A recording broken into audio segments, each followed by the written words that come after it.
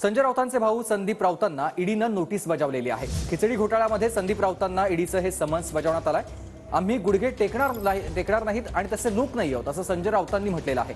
मोगलाई आहे की अफजल खानाचं हे राज्य आहे असा संतप्त सवाल देखील संजय राऊत यांनी सरकारला केला आहे।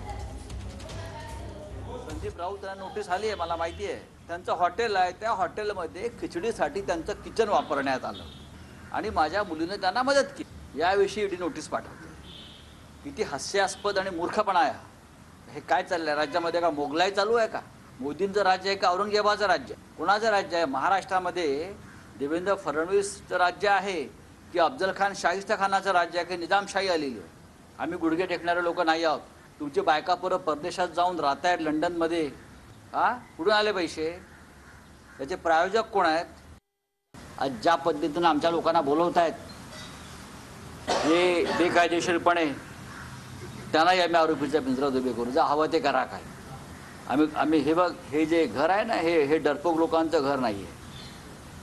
आमच्या रक्तात शिवसेना आहे। काल रोहित पवारांचं सुद्धा आपण ऐकलं असेल, स्वाभिमानी मराठी माणसा होता। हा महाराष्ट्र स्वाभिमानांचा आहे, डरपोक लोकांचा नाही। जे डरपोक होते ते तुमच्या कळपात शिरले। आम्ही नाही जाणार।